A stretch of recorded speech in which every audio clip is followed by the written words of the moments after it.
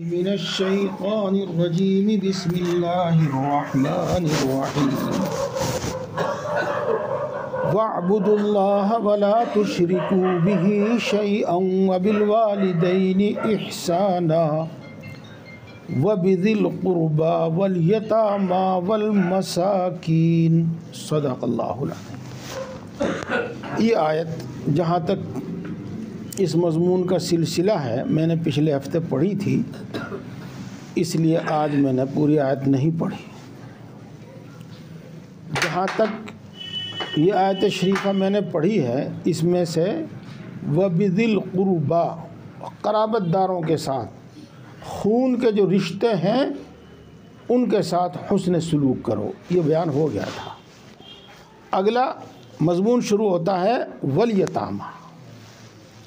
اس کا پورا مطلب یہ بنتا ہے کہ یتیموں کے ساتھ اچھا سلوک کرو۔ دوستو، یتیم اس نابالغ لڑکے اور اس نابالغ لڑکی کو یتیم کہتے ہیں جس کے باپ کا انتقال ہو گیا۔ ماں چاہے اس کی حیات ہو، لیکن جس کے باپ کا انتقال ہو گیا ہو تو وہ نابالغ لڑکا اور نابالغ لڑکی یتیم کہلاتی ہے۔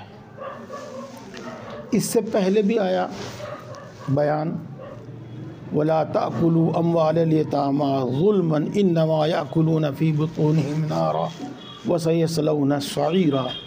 اس سے پہلے بھی آیا تھا اسی سورۃ شریفہ میں، وہاں بھی میں نے کچھ بتایا تھا آپ کو، وہ بات یہاں بھی میں لوٹاتا ہوں۔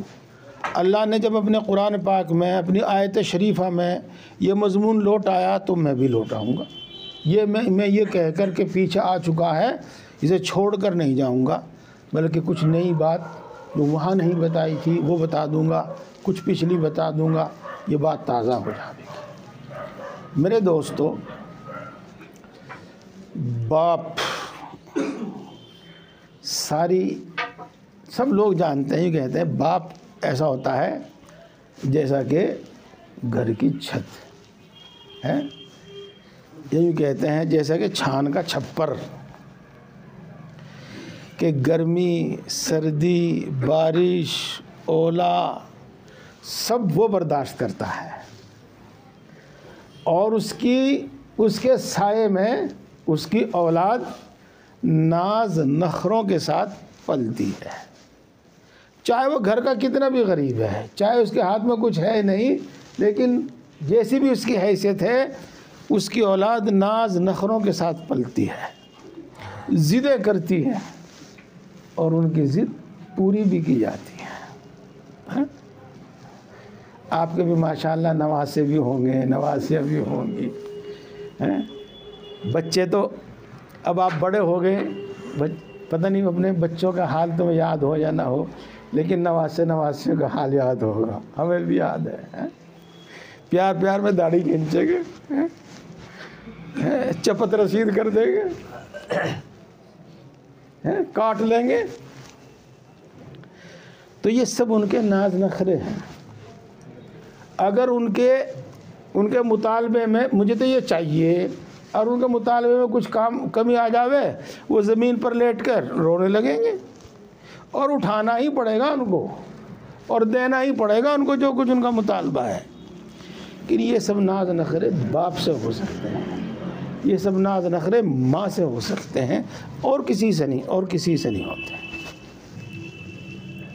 یتیم بچوں کا حال جنہوں نے دیکھا ہوگا ان کو پتہ ہوگا۔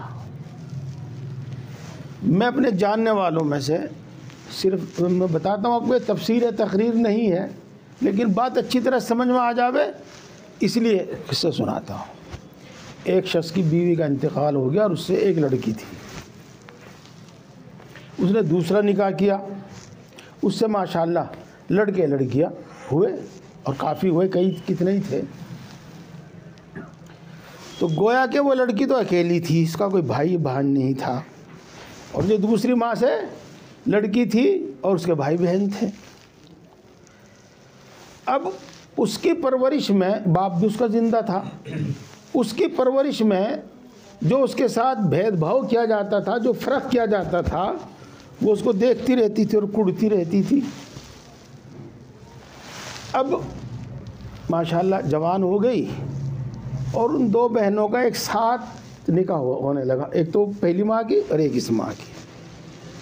اب وہ دیکھ رہی تھی کہ یہ میری موجودہ ماں میرے لیے کیا کر رہی ہے اور اس اپنی جو خاص اس کی بیٹی اس کے لیے کیا کر رہی ہے، اور یہ جو میرے بھائی میرے لیے کیا کر رہے ہیں اور اپنی سگی بہن کے لیے کیا کر رہے ہیں، وہ دیکھ رہی تھی۔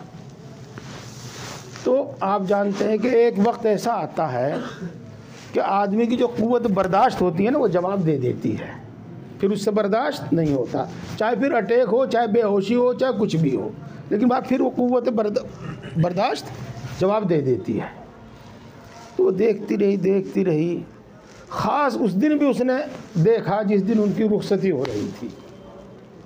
اب اس سے برداشت نہیں ہوا تو وہ ہائے ماں یوں کہتی تھی اور بے ہوش ہو جاتی تھی۔ اس کو کسی بھی طرح ہوش میں لایا جاتا، یہ جاتا، پھر تھوڑی دیر بعد ہائے ماں اور یہ کہتی تھی اور بے ہوش ہو جاتی۔ کمی کس چیز کی تھی؟ ہاں، یہ تو اس لڑکی کا حال، یوں سمجھو آپ میرے آنکھوں دیکھا ہی ہے۔ اور دوسرا، ایک شخص کے دو بیٹے تھے،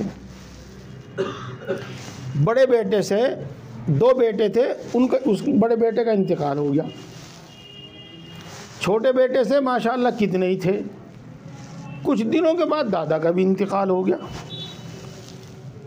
اب وہ چچا کی پرورش میں تھے، مال و دولت کی کوئی انتہا نہیں تھی، زمین جائیداد کی ماشاءاللہ سب کچھ بہت تھا، لیکن جب ہم جاتے تھے تو چچا کے پاس بیٹھے ہوئے ملتے تھے اور دونوں بالکل اداس، کبھی ہم نے ان کے چہرے پہ ہنسی نہیں دیکھی، کبھی ہم نے ان کے چہرے پہ خوشی نہیں دیکھی۔ ہاں یہ دیکھا کہ اگر چچا کچھ کہتا تو فوراً اس کا حکم بجاتے، وہ فوراً اس کا کام کرتے، اور وہ شخص اپنے بیٹوں کو کچھ کہتا تو چاہے وہ سامنا کر جاتے چاہے وہ نہ کر جاتے، میں تو وہاں جا رہا، مجھے تو یہ کام کرنا، لیکن وہ بھتیجے فوراً حکم بجاتے۔ یہ کمی کس چیز کی تھی؟ کوئی کسی چیز کی کمی نہیں تھی، یہ باپ کے سائے کی کمی تھی۔ یہ تو بچوں، یتیم بچوں کے ساتھ جو ہوتا ہے معاشرے میں، وہ اسی طرح کا ماحول۔ اللہ سب حالات سے واقف ہے، دلوں سے واقف ہے، ذرے ذرے سے واقف ہے، ہر کسی کی حالت سے واقف ہے، اس لیے وہ انسانوں کو ان کی ضرورت کے مطابق تعلیم دیتا ہے، اور جو حکم دیتا ہے اس کا فائدہ دنیا میں اور انعام آخرت میں۔ ان دو باتوں کو یاد رکھنا، یہ کوئی چھوٹی موٹی بات نہیں ہے، بڑے بڑوں کے یہاں نہیں ملنے گی آپ کو۔ جو حکم دیتا ہے اس کا فائدہ دنیا میں نقد اور انعام آخرت میں۔ تو قرآن پاک میں اللہ تبارک و تعالیٰ نے جگہ جگہ یتیموں کے ساتھ اچھا سلوک کرنے کا حکم دیا، اور رسول اللہ صلی اللہ علیہ وسلم نے اس کی فضیلت بیان فرمائی۔ دیکھو آپ سب ماشاءاللہ جانتے ہیں، واعظ تقریر میں ویسے سنتے رہتے ہیں کہ من گھڑت حدیث ہے، من گھڑت حدیث ہے، تو میں من گھڑت حدیث نہیں سناتا، میں بخاری اور مسلم کی حدیث سنا رہا ہوں اس وقت آپ کو، دونوں نے روایت کی ہے۔ حضرت ابو ہریرہ رضی اللہ تعالیٰ عنہ یہ ارشاد فرماتے ہیں کہ جو شخص کسی یتیم کی پرورش میں کوشش کرتا ہے، محنت کرتا ہے، کماتا ہے، کھلاتا ہے، محنت کرتا ہے، رسول اللہ صلی اللہ علیہ وسلم نے ارشاد فرمایا کہ وہ جہاد کرنے والے کے برابر ثواب رکھتا ہے۔ آپ جانتے ہیں عبادتیں ہیں، بہت ساری عبادتیں ہیں، لیکن جہاد ایک ایسی عبادت ہے جس میں آدمی کی جان اور مال سبھی کچھ قربان ہو جاتا ہے، تو بڑی فضیلت ہے اس کی۔ اب اللہ کے رسول صلی اللہ علیہ وسلم یہ ارشاد فرماتے ہیں کہ مجاہد فی سبیل اللہ اور یتیم کی پرورش کرنے والا ثواب میں دونوں برابر ہیں۔ دیکھو اسی حدیث کا آخری حصہ ہے، حضرت ابو ہریرہ رضی اللہ تعالیٰ عنہ یہ ارشاد فرماتے ہیں کہ مجھے یاد پڑتا ہے. دیکھو اس کو یہ نہ سمجھو صحابہ کرام رضوان اللہ تعالیٰ علیہم اجمعین حدیث کا بیان کرنے میں انتہائی احتیاط برتتے ہیں. اگر ان کو ذرا سا بھی کچھ شک ہو جاتا ہے تو وہ فوراً اس کو ظاہر کر دیتے ہیں کہ مجھے یاد پڑتا ہے کہ رسول اللہ صلی اللہ علیہ وسلم نے ارشاد فرمایا یتیم کی تربیت کرنے والا، پرورش کرنے والا اس شخص کی طرح ہے جو رات بھر مسلسل نماز پڑھے اور درمیان میں آرام بھی نہ کرے. اور جہاد وہ یتیم کی پرورش کرنے والا اس شخص کی طرح ہے جو مسلسل روزے رکھے اور کبھی ناغہ نہ کرے. دیکھو اس کی ضرورت ہے امت کو، انسانوں کو، تمام انسانوں کو. اس لیے ایک حدیث پاک ہے، وہ مسلم نے بخاری نے روایت کی ہے، تنہا بخاری نے روایت کی ہے. کیا فرمایا رسول اللہ صلی اللہ علیہ وسلم نے کہ میں اور یتیم کی پرورش کرنے والے جنت میں دونوں ساتھ ساتھ ہوں گے. اور یوں دونوں انگلیوں کے درمیان تھوڑا سا فرق کیا کہ وہ نبی اور غیر نبی کا فرق رہے گا. یہ اور ایک حدیث پاک میں آیا، ترمذی نے روایت کی ہے کہ سب سے اچھا گھر وہ ہے جس میں کوئی یتیم ہو اور اس کے ساتھ اچھا سلوک کیا جاتا ہو،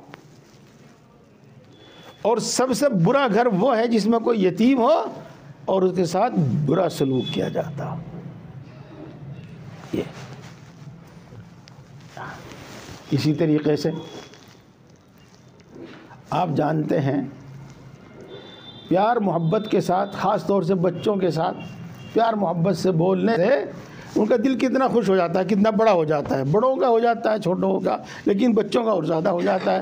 ہاں اکثر و بیشتر شاید پوری دنیا میں ایسا رواج ہو، ہمارے یہاں بھی ہے، عرب میں تو ہے. جیسے کہ رسول اللہ صلی اللہ علیہ وسلم شاید فرماتے ہیں اگر کوئی کسی یتیم کے سر پر محبت سے، شفقت سے ہاتھ رکھے، جیسا کہ ہمارے یہاں کے دستور ہے، سر پہ ہاتھ رکھے، بیٹا ٹھیک ہو، بیٹا کیسے ہو، سر پہ ہاتھ رکھ کے اس طرح ہونا، تو اس کے ہاتھ کے نیچے جتنے بال ہوں گے اتنی نیکیاں. یہ تو بہرحال بات تو ہم ماشاءاللہ بڑے دھیان سے سن رہے ہیں. قرآن پاک میں اعمال، اخلاق، ایمان، ان تین چیزوں کی تعلیم ہے. ان کو تو قرآن پاک سے سیکھو اور ان پر عمل کرو. اور باقی گھر بنانا ہے، دکان بنانا، تجارت کرنا، اس کے بھی کچھ احکام ہیں، لیکن عام طور سے اللہ نے وہ ہمارے ہاتھ پر، ہمارے اوپر چھوڑ دیا ہے کہ تم اصولی طور پر قرآن و حدیث کی ہدایت کی پابندی کر کے انہیں حاصل کرو. تو اعمال، اخلاق اور ایمان میں قرآن کی تابعداری. والمساکین، اور مسکینوں کے ساتھ اچھا سلوک کرو، حسن سلوک کرو، اچھا سلوک کرو. مسکین کسے کہتے ہیں؟ تو میں یہاں علماء کا اختلاف بیان نہ کر کے ایک بات جو آسانی سے سمجھ میں آ جاوے، مسکین کہتے ہیں بے سہارا، اور مسکین اس کو کہتے ہیں جس سے گھر کچھ کھانے کو بھی نہ ہو. یہ مسکنت، مٹی میں پڑا ہوا مسکین اس کو کہتے ہیں. اس کے ساتھ بھی حسن سلوک، چاہے اس کے ماں باپ موجود ہو چاہے نہ ہو، اس کے ساتھ بھی حسن سلوک. اس کا آگے سب کو ملا کے بتاؤں گا میں. والجار ذی القربى، ہاں اسی کے ساتھ بتا دوں میں آپ کو. یہ ایک حدیث پاک میں آیا ہے کہ اللہ تبارک و تعالی میدان حشر میں خاص طور سے مالدار لوگوں کو کہیں گے کہ میں بھوکا تھا، تم نے مجھے کھانا نہیں کھلایا، اور میں ننگا تھا اور تم نے مجھے کپڑا نہیں پہنایا. یعنی مالدار لوگوں سے بعض پرس ہوگی، مطالبہ ہوگا. وہ عرض کریں گے اللہ تیری ذات تو بڑی اونچی ہے، تیری شان تو بڑی اونچی ہے، تیرا بھوکا ہونے کا تو کوئی مطلب ہی نہیں، تیرے ننگا ہونے کا تو کوئی مطلب نہیں. تو اللہ یہ ارشاد فرمائیں گے کہ میں نے تمہیں دولت دی تھی اور اس میں غریب، مسکین، فقیر، مسافر ان کا بھی حصہ تھا، رکھا تھا، جیسے کہ بار بار اللہ کا حکم آتا رہتا ہے۔ تم اگر ان کو کھلاتے تو ایسا ہی تھا جیسے مجھے کھلاتے، اگر تم ان کو پہناتے تو ایسا ہی تھا جیسے مجھے پہناتے۔ یہ آج میں تم سے اس کا حساب لوں گا۔ یہ ایک دوسری حدیث میں آتا ہے کہ تنگ دست لوگ، فقیر مسکین لوگ خود اللہ کے ہاں دعویٰ کریں گے، اے اللہ آپ نے مالداروں کے، ہمارے جو حق مالداروں کے ذمہ رکھے تھے انہوں نے وہ ادا نہیں کیے۔ یہ تو مسکین، بے سہارا، غریب، تو اس کا ہمیں دھیان رکھنا ضروری اور لازمی ہے۔ دیکھو، زکوٰۃ فرض ہے، صدقہ فطر واجب ہے، قربانی بھی واجب ہے، حج بھی ایک مالی عبادت ہے، وہ بھی فرض ہے مال کے حساب سے۔ لیکن ایک فرض وہ ہے کہ جب ہمارے پاس ہو اور ضرورت سامنے آ جاوے، وہ بھی فرض بن جاتا ہے، اس وقت اس پر خرچ کرنا بھی فرض ہو جاتا ہے۔ یہ بات سمجھ گئے آپ؟ وہ تو فرض ہیں ہی، وہ کوئی متعین فرض نہیں ہے، وہ یہ ہے کہ ہمارے پاس ہو اور ضرورت سامنے آ جاوے تو اس پر فرض کرنا اپنی حسب، اس پر خرچ کرنا اپنی حسب حیثیت فرض ہو جاتا ہے۔ والجار ذی القربى والجار الجنب والصاحب بالجنب وابن السبیل۔ اللہ اکبر، اللہ اکبر۔ اور حسن سلوک کرو تم قرابت دار پڑوسی کے ساتھ، اور حسن سلوک کرو تم دور کے پڑوسی کے ساتھ، اور حسن سلوک کرو تم تھوڑی دیر کے ساتھی کے ساتھ، اور حسن سلوک کرو تم مسافر کے ساتھ۔ یہ پہلا لفظ آیا ہے والجاری ذی القربى، قرابت دار پڑوسی کے ساتھ۔ قرابت دار پڑوسی وہی مطلب سمجھ لیجیے، مثال کے طور پر برابر میں ہمارے چچا رہتے ہیں، برابر میں وہ بھی ہمارا کوئی قرابت دار قریب کا رہتا ہے، تو وہ پڑوسی بھی ہو گیا اور قرابت دار بھی ہو گیا، اس کے دو حق ہو گئے۔ اور ایک دور کا پڑوسی، دور کا پڑوسی کا مطلب یہ سمجھیں کہ وہ قرابت دار نہیں ہے، بس پڑوسی ہے۔ اللہ کے ہاں تو برادری وادرہ کسی دوسرے انتظام کے واسطے ہیں، یہ نہ ہماری برادری کا ہے نہ ہمارے خاندان کا ہے، کچھ نہیں، کوئی پڑوسی ہے دور کا ہے، وہ اس کے ساتھ بھی حسن سلوک کرو۔ ایک مطلب تو علماء کرام اس کا یہ بیان کرتے ہیں، اور دوسرا مطلب یہ بیان کرتے ہیں کہ قرابت دار سے مراد ہے مسلم پڑوسی، کوئی بھی ہے وہ مسلمان پڑوسی ہے، اور دور کا پڑوسی اس سے مراد ہے غیر مسلم پڑوسی۔ تو ہم سب اس کے مطلب میں شامل اور داخل ہیں۔ اب اس کا مطلب اس طرح سمجھیے گا آپ کہ پڑوسی چاہے وہ قرابت دار ہو، اپنے خون کا رشتہ ہو اس سے، چاہے اسے خون کا کوئی رشتہ نہ ہو، چاہے وہ مسلمان ہو اور چاہے وہ غیر مسلمان ہو، ان سب کے ساتھ حسن سلوک کرنا۔ یہ اب دیکھو، سب پڑوسی ہونے میں تو برابر ہیں۔ یہ رسول اللہ صلی اللہ علیہ وسلم ارشاد فرماتے ہیں کہ اللہ رب العزت نے میرے پاس پڑوسی کا حق ادا کرنے اور پڑوسی کے ساتھ اچھا سلوک کرنے کے بارے میں اتنی مرتبہ وحی بھیجی، اتنی مرتبہ وحی بھیجی کہ مجھے یہ خیال ہونے لگا تھا کہ جس طریقے سے قرابت دار، بیٹا بیٹی بھائی وغیرہ میراث میں حصہ دار ہوتے ہیں، کوئی پڑوسی کو بھی میراث میں حصہ دار نہ بنا دیتا۔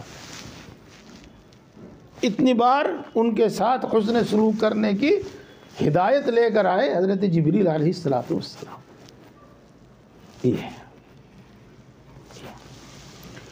ایک حدیث پاک ہے، مشہور حدیث پاک ہے، اکثر و بیشتر لوگ اس کو بیان کرتے ہیں۔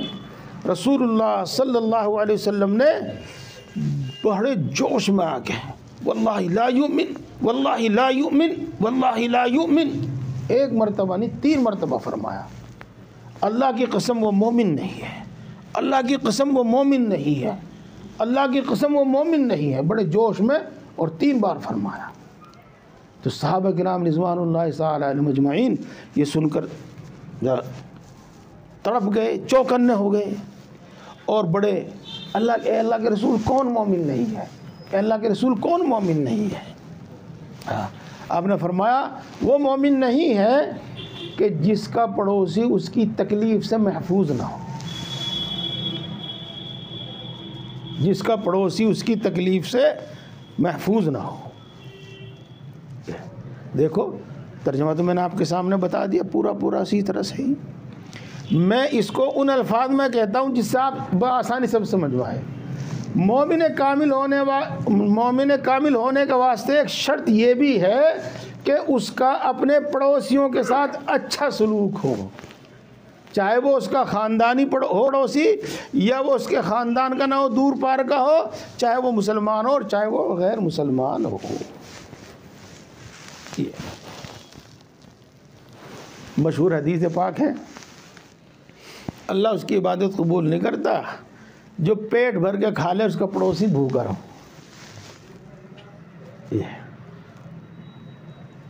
یہ جو میں نے ابھی حدیث پاک سنائی نا کہ وہ مومن اس کی تکلیف سے محفوظ نہ ہو،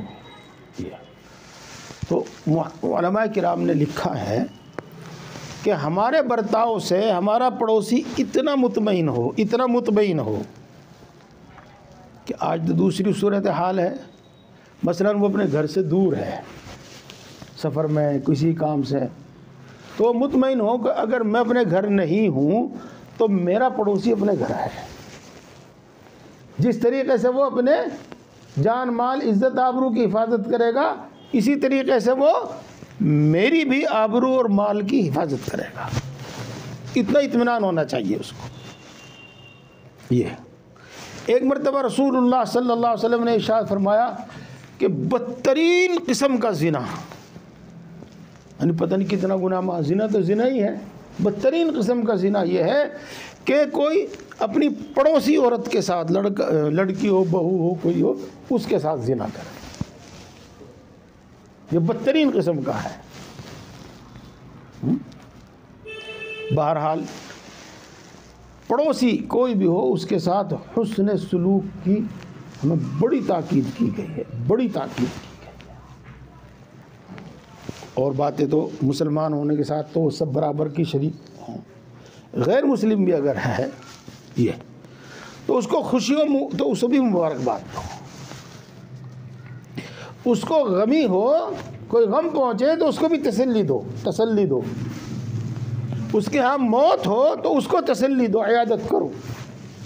بس اتنی بات جو ہے کہ ان کے جو مذہبی رسومات ہیں اس میں شریک نہ کرو، ارتھی کے ساتھ نہ جاؤ، وہاں شمشان گھاٹ میں مت جاؤ، وہاں اس کی تو اجازت نہیں ہے، لیکن بہرحال پہلے یا بعد میں اس کی عیادت کرنا، ان کو تسلی دینا، اور یہاں تک کی بھی بات ہے کھانا نہ بنے ان کے تو ان کو کھانا پہنچانا، یہ سب چیز مذہبی جو چیز ہے اس میں شریک نہیں، اور باقی چیزوں میں ان کے غم میں، دکھ درد میں شریک رہے۔ یہ سب اس کے اندر آ گیا۔ اب آ گیا تھوڑی دیر کا ساتھی۔ تھوڑی دیر کا ساتھی کہتے ہیں سفر کا ساتھی۔ پچھلے باتوں کو تو میں چھوڑ دوں، آج کی بات بتا دوں۔ مثال کے طور پر ہم بس میں سفر کر رہے ہیں، اب ہمارے پاس سیٹ پہ بیٹھا ہوا ہے کوئی، تو وہ تھوڑی دیر کا ساتھی ہے، رفیق سفر تھوڑی دیر کا وہ ہمارا ساتھی ہے، اس کی راحت کا خیال رکھو۔ ہم کیا کرتے ہیں، ادھر میں سائیڈ کی سیٹ میں بیٹھ گئے، برابر میں تو رکھ لیا بیگ، اور پھر بیٹھ گئے، پھر آگے دوسرے کے بیٹھنے کی جگہ ہی نہیں رہی۔ بپرے کو بولا بھائی کہاں رکھا ہو تو لیا، یہ بیگ اٹھا لیا، کہاں رکھو جو اٹھا گئے۔ بھائی اس کو اٹھا کے چاہے اپنے گھٹنوں پر رکھ دے، چاہے اوپر رکھ دے، پیر کو نیچے رکھ دے، اسے بیٹھنے کی تو جگہ نا، تیرا تو بیگ بھی رکھا تو خود بھی بیٹھا، اور اسے بیٹھنے کی بھی جگہ نہیں ہے۔ یہ اسی طریقے سے بہت سے موقعوں پر کسی بھی مدد کی ضرورت پڑ جاتی ہے تو اس میں یہ دیکھے بغیر کہ کوئی ہمارا اپنا ہے یا دوسرا ہے اور مسلم ہے غیر مسلم ہے، اس کے ساتھ جو اچھا سلوک کر سکتے ہیں، جو مدد کر سکتے ہیں آپ اس کی، وہ کریں۔ مثال کے طور پر ایک بوڑھی عورت ہے، بوڑھا مرد ہے، آپ اس کا سامان اٹھا کر اوپر رکھ دو،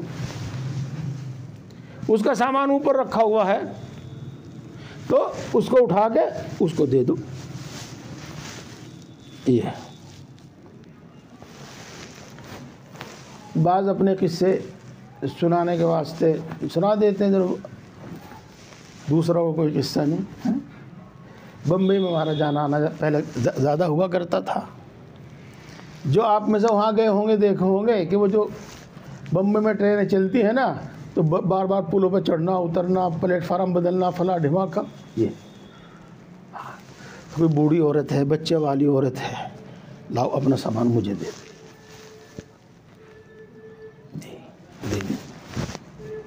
تو بہرحال اچھا حسن سلوک کرنا کسی کے ساتھ، تھوڑی دیر کے پڑوسی کے ساتھ بھی، تھوڑی دیر کے ساتھی کے ساتھ بھی، وہ جنگل کا ساتھی ہو، وہ دکان کا ساتھی ہو، سفر کا ساتھی، یہ اور مسافر کے ساتھ۔ یہ دیکھو، اگر ہماری جیب میں پیسہ بھی ہے اور ہمارے موبائل میں بہت بڑھیا پیسے ہیں، کوئی ایسی دقت نہیں، لیکن پھر بھی مسافر کو بہت ساری ضرورت پیش آتی ہیں۔ مثال کے طور پر اسے پانی کی تو پیاس ہے، اسے یہ پتہ نہیں کہ دکان کہاں ہے، وہ چل کر آیا تھکا ہوا ہے، اب وہ وہاں سے دور سے جا کے پانی لاوے گا۔ اگر ہم اس کو پانی مہیا کر دیں اور وہ ٹھنڈا پانی پی کر اس کا کلیجہ ٹھنڈا ہو جاوے تو کتنا سکون اس کو ملے گا۔ اسی طریقے سے معاملہ کھانے کا بھی ہے، بعض مرتبہ پیسے بھی نہیں ہوتے، بعض مرتبہ ہوٹل کا دکان کا پتہ نہیں ہوتا، بعض مرتبہ پہنچنا آسان نہیں ہوتا۔ ہمارے مسلمانوں میں الحمدللہ ثم الحمدللہ پرانے جو طریق جہاں چلے آ رہے ہیں وہ چلے آ رہے ہیں۔ جی ہاں، ہمارے گاؤں میں بستر بھی ہے مسجد میں، امام صاحب کی ذمہ داری ہے کہ کوئی مسافر آوے تو ان کو کھانا کھلانا تمہارے ذمہ ہے، اپنے گھر سے نہیں، آپ کسی کے یہاں سے بھی منگا کے ان کو کھلا دو۔ ہم نے سہارنپور کی جامع مسجد میں دیکھا، نماز پڑھنی ہوئی، مغرب کی نماز پڑھنی، مغرب کے بعد بھی، غالباً عشاء کے بعد بھی، نماز کے بعد اعلان کرتا ہے ایک آدمی کہ جو مسافر ہو وہ کھانے کی پرچی لے لیو۔ یہ وہ کھانے کی پرچی دے دیں گے، جہاں ہوٹل پر کھاویں گے وہ پھر بعد میں پیمنٹ کر دیں گے۔ بہرحال مسافروں کے ساتھ اچھا سلوک کرنا، یہ سب باتیں تو آپ کے سامنے آ گئی۔ اس کے ساتھ اب ایک بات سمجھو آپ، احتیاط کی۔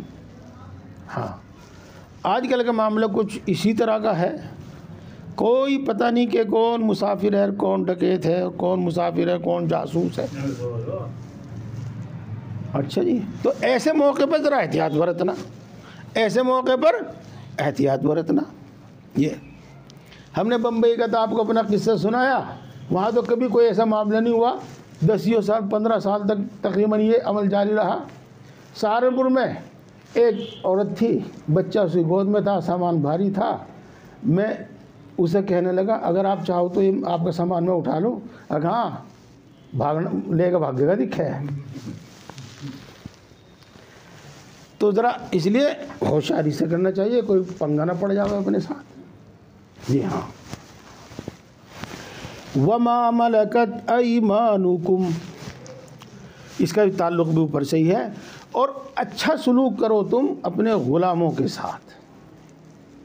دیکھو دوستو، اس سلسلے میں مجھے کچھ کہنے کی اس لیے ضرورت نہیں محسوس ہو رہی کہ آج غلام نہیں ہے، لیکن میں آپ کو تھوڑی سی بات اس لیے بتاتا ہوں کہ آپ میں سے کچھ پڑھے لکھے لوگوں سے آپ کا واسطہ پڑ جاوے اور واٹس ایپ پہ اور نیٹ پہ پتہ نہیں آج کل کیا کیا پڑا ہوا ہے، اسلام پر اور مسلمانوں پر اعتراض کرتے ہیں کہ آج بھی ان کے یہاں غلاموں کا ذکر، تذکرہ اور غلاموں کا حکم ہے۔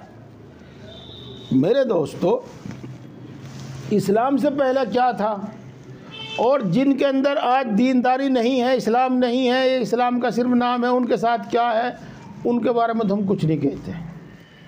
لیکن صحابہ کرام رضوان اللہ تعالیٰ علیہم اجمعین اور تابعین، ان کا حال جو کتابوں میں لکھا ہوا ہے، تو ہم یہ کہہ سکتے ہیں کہ ان کے جو غلام تھے، انہوں نے جو ان کی پرورش کی، تو محدثین اکثر و بیشتر وہ ہیں جو آزاد کیے ہوئے غلام ہیں. مفسرین اکثر و بیشتر وہ ہیں جو آزاد کیے ہوئے غلام ہیں. یعنی انہوں نے ان کو اپنے پاس غلام بنا کر صرف اپنی خدمت کے واسطے ہی نہیں رکھا، بلکہ ان کی اتنی اچھی تربیت کی کہ وہ بڑے بڑے عالم بنے. اور کیا بنے وہ آپ کو معلوم ہے. اشارہ کر دوں، ہمارے ہندوستان پہ مسلمان بادشاہوں نے جو حکومت کی، ان میں سے ایک دور غلام بادشاہوں کا بھی ہے کہ بادشاہ نے اپنے غلام ہی کو ہندوستان کا بادشاہ بنا دیا. تو اتنا اچھا سلوک ان کے ساتھ،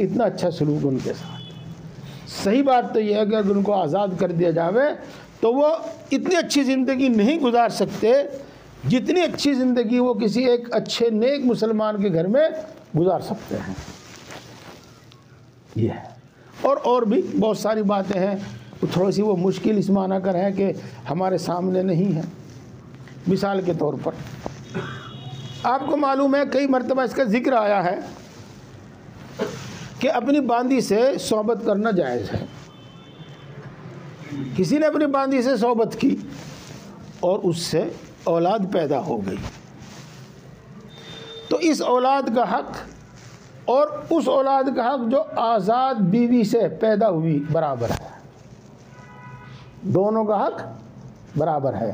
اور دوسری بات یہ ہے کہ جب اس سے بچہ پیدا ہو گیا تو اب یہ شخص اس سے زندگی بھر خدمت تو لے سکتا ہے، اپنے پاس تو رکھ سکتا ہے، لیکن بیچ نہیں سکتا، دوسرے کو نہیں دے سکتا. مرنے کے بعد جیسے اور دوسری چیزوں میں وراثت جاری ہوتی ہے، غلام باندیاں بھی تقسیم ہو جاتی ہیں، لیکن جس سے اولاد ہو گئی ہے وہ اس میں میراث جاری نہیں ہوگی. اتنے اچھے، اتنے سہولت کے احکام اللہ تبارک و تعالیٰ نے غلاموں کے لیے دیے ہیں. میں یوں کہتا ہوں کہ کسی اچھے مسلمان، اچھے دیندار مسلمان کا غلام ہونا یہ کوئی بے عزتی کی بات نہیں، بلکہ اس کے لیے ایک بہت بڑا سہارا ہے. یہ رسول اللہ صلی اللہ علیہ وسلم کی بات تو نرالی ہی ہے، نرالی بالکل ایک دم نرالی. ہاں ایسے حضرت زید ابن حارثہ، وہ غلام تو نہیں تھے لیکن کسی نے ان کو غلام بنا کر مکے میں آ کے بیچ دیا تھا. حضرت خدیجہ رضی اللہ تعالیٰ عنہ نے اس کو خریدا تھا. حضرت خدیجہ رضی اللہ تعالیٰ عنہ نے وہ رسول اللہ صلی اللہ علیہ وسلم کو ہبہ کر دیا تھا. اس کے ماں باپ تلاش کرتے کرتے مکہ مکرمہ میں پہنچے، یہ ان کو مل گیا. رسول اللہ صلی اللہ علیہ وسلم نے حضرت زید سے پوچھا یہ تمہارے ابا ہے؟ جی ہاں یہ میرے ابا ہیں، اور یہ میرے چچا ہے، اور یہ میرے فلاں ہیں، اور یہ میرے فلاں ہیں. انہوں نے بتایا. تو رسول فرمایا تم ان کے ساتھ چلے جاؤ. اگر نہیں میں تو یہی رہوں گا، آپ کے پاس رہوں گا. ان کے جو باپ بھائی جو بھی آئے تھے انہوں نے غیرت دلائی کہ ابے غلامی کو پسند کر رہا ہے آزادی کے مقابلے میں. کہ ہاں مجھے تو ان کا غلام بن کر پسند ہے نا، غلام بن کر رہنا پسند ہے. اپنے ماں باپ کے ساتھ، باپ چچا کے ساتھ نہیں گئے. رسول اللہ صلی اللہ علیہ وسلم نے ان کو آزاد کر کے اپنا بیٹا بنا لیا تھا. پھر وہ آگے قصہ ہے، میں نے پہلے بھی سنایا ہے. اللہ تبارک و تعالیٰ کی طرف سے حکم ہوا کہ منہ بولا بیٹا وہ اس کا حقیقی بیٹا نہیں ہو جاتا، تو اس کو اس کے باپ کی طرف نسبت کر کے بولو. تو ان کو زید بن حارثہ کہنے لگے تھے، ورنہ پہلے زید بن محمد کہتے تھے. تو اتنا اچھا سلوک ہمارے یہاں کیا جاتا ہے.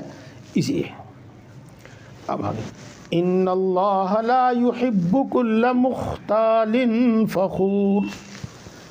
اللہ تبارک و تعالی اکڑ کر چلنے والے اور فخر کرنے والے، تکبر کرنے والے کو پسند نہیں کرتا. دیکھو دوستو، ان دونوں اوپر جو احکام بیان ہوئے اس میں اور اس میں ایک تھوڑا سا جوڑ ہے، وہ سمجھ لو تو بات سمجھ میں آ جائے۔ جو آدمی دوسروں پر ظلم کرتا ہے اور جو آدمی دوسروں کے حق چھینتا ہے وہ متکبر ہے یا بخیل ہے؟ دونوں باتیں بھی ہو سکتی ہیں، متکبر بھی اور بخیل بھی ہو سکتا ہے۔ تو چونکہ یتیموں پر، مسکینوں پر اور مسافروں پر، پڑوسیوں پر متکبر آدمی ظلم کرتا ہے اور بخیل آدمی ظلم کرتا ہے، تو اللہ تبارک و تعالیٰ نے اس آیت میں تو یہ فرما دیا کہ اللہ تبارک و تعالیٰ اکڑ کر چلنے والوں کو اور فخر کرنے والوں کو پسند نہیں کرتا، یعنی متکبرین کو پسند نہیں کرتا۔ پہلی تو یہی بات وہ کچھ کم نہیں ہے، اور دوسری وجہ یہ کہ اس تکبر کی وجہ سے، اس فخر کی وجہ سے، اپنے آپ کو بڑا اور دوسروں کو حقیر سمجھنے کی وجہ سے اتنے گناہ ہوتے ہیں، اتنے گناہ ہوتے ہیں جن کی کوئی حد نہیں۔ گالیاں دینا، جھگڑا کرنا، دوسرا کا حق مارنا، قتل کرنا، یہ سب اسی میں آ جاتی ہیں، اس کا سبب یہی ہوتا ہے۔ یہ اللہ نے پہلے تو ارشاد فرمایا اکڑ کر چلنے والوں کو اللہ پسند نہیں کرتا، فخر کرنے والوں کو اللہ پسند نہیں کرتا، اور آگے ارشاد فرماتے ہیں الذین یبخلون ویأمرون الناس بالبخل، وہ جو بخل کرتے ہیں اور دوسروں کو بھی بخل کا حکم دیتے ہیں، دوسروں کو بھی بخل کی ترغیب دیتے ہیں۔ یہ بہت حد تک ہے تو یہ بات بھی سچی، لیکن ہمیں فرق کرنا چاہیے۔ فرق، میں وہ فرق بتاتا ہوں آپ کو۔ ایک شخص ہے، جوان ہے، ہٹا گٹا تندرست، کپڑے بھی صحیح پہنے ہوئے ہیں، وہ آپ سے کچھ مانگتا ہے آگے، تو آپ سوچو، اپنے دماغ پہ زور دو، اس شخص نے مانگنا اپنا پیشہ بنا رکھا ہے یا یہ شخص ضرورت میں مانگ رہا ہے؟ اپنے دماغ پہ زور دو۔ اگر آپ کا دل یہ کہتا ہے کہ اس نے پیشہ نہیں بنا رکھا، یہ بڑا ہٹا کٹا تندرست ہو، بڑا اچھا لباس پہنا ہوا ہو، یہ کسی ضرورت مجبوری میں ہی مانگ رہا، آپ اس کو دے دو۔ اگر آپ کو لگے کہ اس نے تو مانگنا پیشہ بنا رکھا ہے تو مت دو، مانگنے کے باوجود بھی مت دو۔ تو یہ چیزیں ہیں اپنی جگہ پر صحیح ہیں۔ بعض لوگ، اور وہ ہیں بھی، کوئی ایسی بات نہیں کہ ہے نہیں، مانگیں گے اور مانگ کے پھر پوا لگا کے منہ کے پڑ جائیں کہیں بھی۔ یہ سچائی ہے حقیقت میں موجود، لیکن فرق کرو، ضرورت مند میں اور ایسے لوگوں میں فرق کرو۔ اب ایک شخص آپ کو کہے گا، ہے تو اس کے اندر میں بخل، لیکن وہ کہتا ہے ارے کس کو دینے لگ رہے تم، یہ تو سارے سٹیلچی ہیں، یا تمہارے پہ سے لے کر سٹا لگاؤیں گے جا کے، کس کو دینے لگ رہے تو سارے شرابی ہیں، یہ تو جوان ہٹا کٹا اس کو نہیں دیا کرتے۔ تو دیکھو وہ ایک صحیح بات بتا رہا، لیکن ساتھ ساتھ وہ تمہیں بخل کی بھی تعلیم کر رہا، بخل کا بھی حکم کر رہا۔ ہاں، اور تفصیل میں نے آپ کو بتا دی۔ کوئی ضرورت مند آگے، سوچو، دماغ پہ زور ڈال لو، آپ کی طبیعت کہے کہ واقعی ضرورت مند ہے تو جوان ہو، ہٹا کٹا ہو، دے دو، اور آپ کی طبیعت کہے کہ نہیں، یہ تو پیشہ بنا لیا ہے اس نے، یا یہ تو جوا سٹا لگا کھیلتا ہے، یہ تو شراب پیتا ہے، تو مت دو اس کو۔ علی الاطلاق ایسا مت کرو کہ نہ خود دو اور نہ دوسروں کو دینے دو۔ تو اس قسم کی باتوں کو سہارا لگا کر، سہارا لے کر وہ دوسروں کو بھی دینے نہیں دیتے۔ وہ ہے یہ کہ خود بھی بخل کرتے ہیں اور دوسروں کو بھی بخل کا حکم دیتے ہیں۔ وَيَكْتُمُونَ مَا آتَاهُمُ اللَّهُ مِنْ فَضْلِهِ، اور اس کو چھپاتے ہیں جو اللہ تبارک و تعالیٰ نے ان کو اپنے فضل سے دیا ہے۔ یہ دیکھو دوستو، تفصیل سے پھر بتاؤں گا، اب مجھے لگ رہا کہ وقت قریب ہو گیا، بات لمبی چھڑے گی تو لمبی دیر ہو جاوے گی۔ آیت شریفہ کا ایک سے الارم نہیں بول رہا آج. آیت شریفہ کا ایک سے زیادہ مطلب ہوتا ہے. یہاں میں اس کے 2 مطلب بیان کروں گا، دونوں بالکل صحیح ہیں، اور وہ اس کو چھپاتے ہیں جو اللہ تبارک و تعالیٰ نے ان کو اپنے فضل سے دیا ہے. اس کا کیا مطلب ہے؟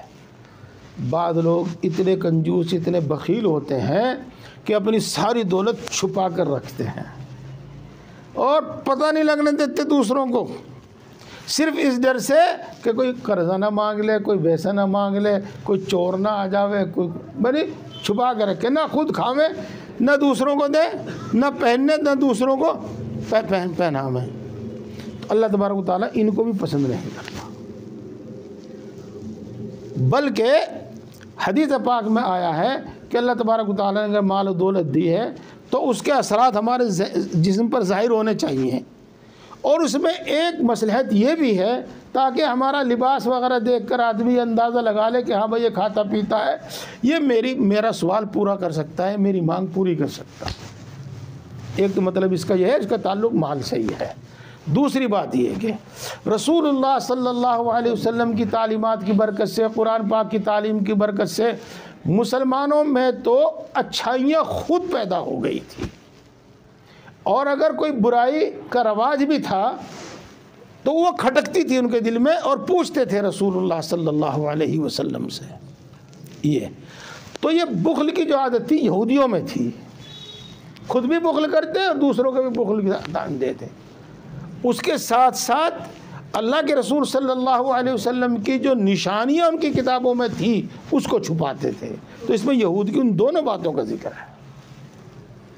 چلے وَأَعْتَدْنَا لِلْكَافِرِينَ عَذَابًا مُهِينًا، اور ہم نے انکار کرنے والوں کے واسطے رسوا کرنے والا عذاب تیار کر رکھا.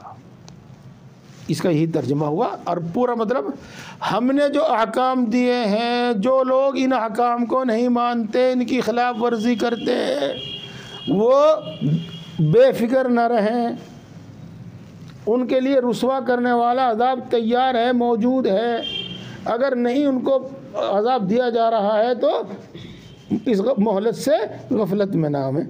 اس مہلت سے یہ نہ سوچیں کہ عذاب نہیں ہو آئے گا، سزا نہیں ملے گی. اللہ تبارک و تعالیٰ توفیق عطا فرماوے. الارم میں نے لگایا تھا لیکن وہ بولا نہیں، کچھ غلطی رہ گئی اس میں، اس لیے وقت زیادہ ہو گیا.